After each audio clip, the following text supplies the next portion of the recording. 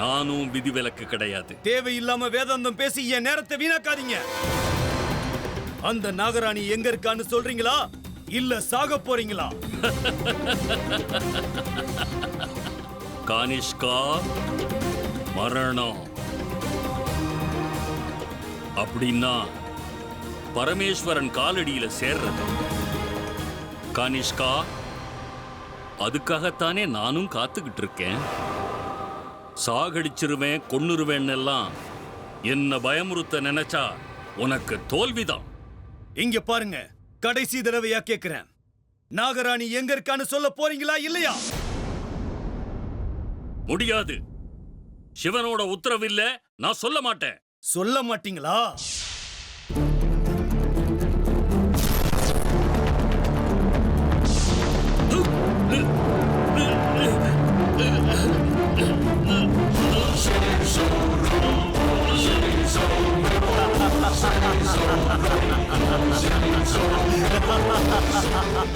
இந்த கானிஷ்காவை எதிர்த்தா என்ன விளைவுகள் ஏற்படும் இப்ப புரியுதா குருதேவா? என்னையே எதிர்த்து பேசுறீங்களா? இப்ப தண்டனையை அனுபவிங்க.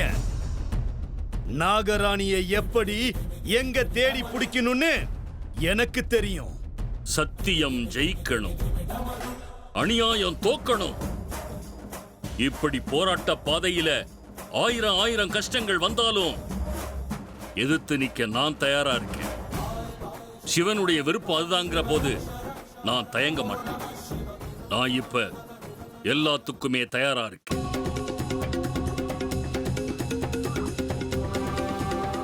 ஜெய் தக்ஷகா.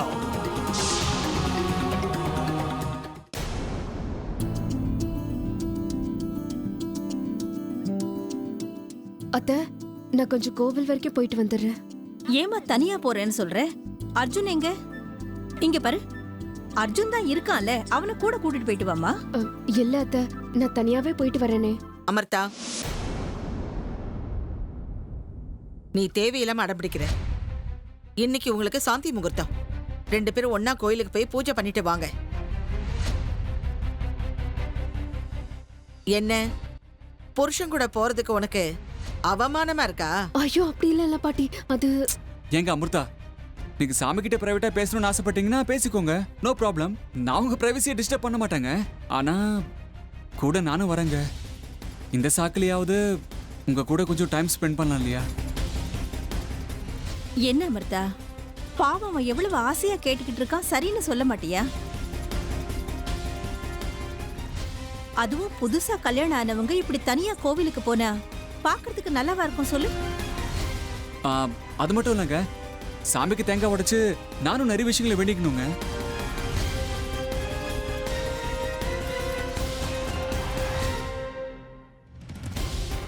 இல்லன்னா காரியமே கெட்டு போயிடும்.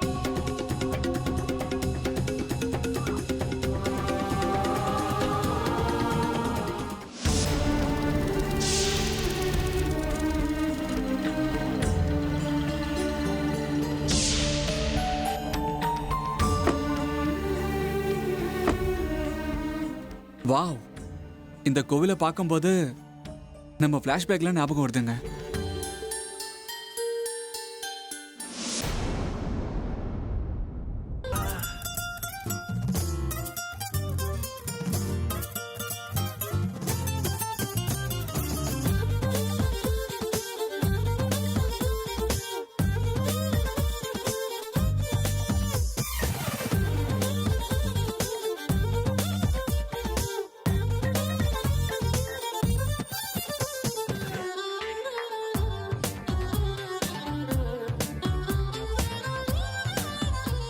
நீங்க எனக்கு எவ்வளவு ஆட்டம் காட்டுங்க. நானும் நீங்களும் ஹஸ்பண்ட் அண்ட் ஒய்ஃபா இந்த கோவிலுக்கு வருவோம்னு நான் நினைச்சு கூட பார்க்கலாங்க.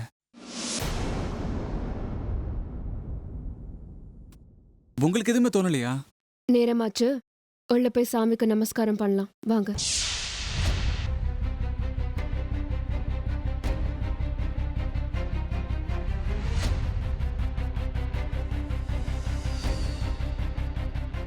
எப்ப பார்த்தாலும் எல்லாத்துக்கும் உங்களுக்கு அவசரம் தான்.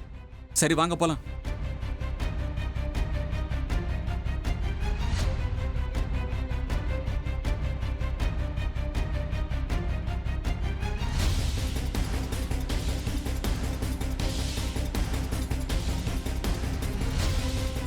டேய் வாங்கடா, பாம்பு இங்க இருக்கு.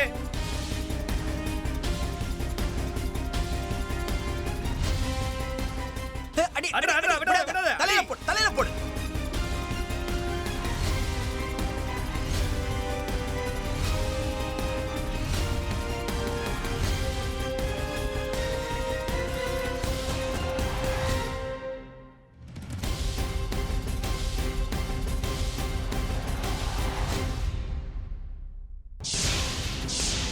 இதோட கதை முடிஞ்சிருச்சு. என்ன நடக்குதுங்க? ஏய் ஏய் யாரே நீங்களா? எதுக்கு பாம்பாடிச்சு கொள்றீங்க? யோ, அதெல்லாம் கேக்குறதுக்கு நீ யாரியா? வந்தமா வந்த வேலையை பார்த்துட்டு போனமான்னு இருக்கணும். இந்தாடா, இதை அந்த பக்கமா தூக்கி போட்டுரு. வாங்க போலாம். வாடா வாடா சீக்கிரம். ஒரு நிமிஷம் நில்லுங்க. உனக்கு என்னமா பிரச்சனை? பாம்புங்களெல்லாம் எதுக்கு அடிச்சு கொள்றீங்கன்னு தெரிஞ்சுக்கலாமா? எங்க அண்ணன் துர்கா பிரசாத் சொல்லி அனுப்பியிருக்காரு. அவர் சொல்றத செய்யறது தான் எங்க வேலை. ஏய், தூக்கி போட்டீங்களாடா? அப்படியே தூக்கி போட்டு வாங்கடா.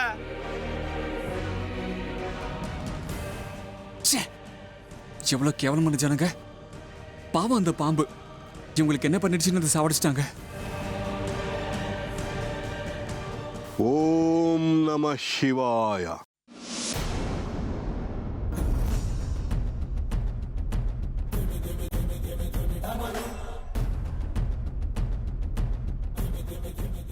நல்லா இருமா, நல்லா இருப்பா.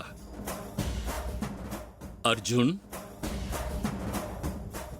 நான் கொஞ்சம் அமிர்தா கிட்ட பேசணும். புரியுது, நீங்க பேசுங்க. அமிர்தா, என் கூட வாம்மா.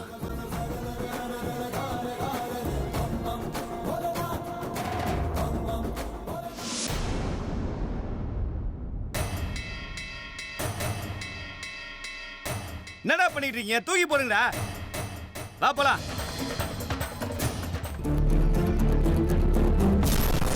என்ன பண்றது, என்ன பண்றது? புதுசா ஆபத்து வந்த மாதிரி இருக்கே. எப்படியோ கஷ்டப்பட்டு நான் தான் ராகேஷ்னு இந்த குடும்பத்தை நம்ப வச்சுட்டேன். இப்ப வந்து யாரோ உண்மையான ராகேஷ் வந்துகிட்டு இருக்கானாமே. ச்சே, இந்த நேரத்துல தான் அவன் வரணுமா? ஒருவேளை அவன் இந்த வீட்டுக்கு வந்துட்டா நான் யாருங்கிற உண்மை இங்க எல்லாருக்கும் தெரிஞ்சிருமே.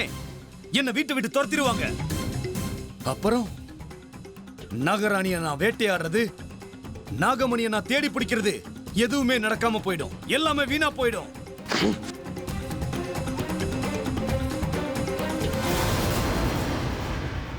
என்னுடைய கனவுகள் எல்லாம் அப்படியே கலைஞ்சு போயிடுமே. இல்ல, அப்படி நடக்க கூடாது. என்ன பண்றது, என்ன பண்றதுன்னு ஒண்ணுமே புரிய மாட்டேங்குதே. டேய் ராகேஷ், எதுக்குடா இப்ப வர? உன்னை யார் இப்ப இங்க வர சொன்னாங்க? இவ்வளவு நாள் எங்க இருந்த? இல்ல, அவனை இந்த வீட்டுக்குள்ள வர விடக்கூடாது, விடக்கூடாது. ஆமா, அவனுக்கு ஏதாவது ஒரு ஏற்பாடு பண்ணித்தான் ஆகணும். பண்றேன், ஏற்பாடு பண்றேன்.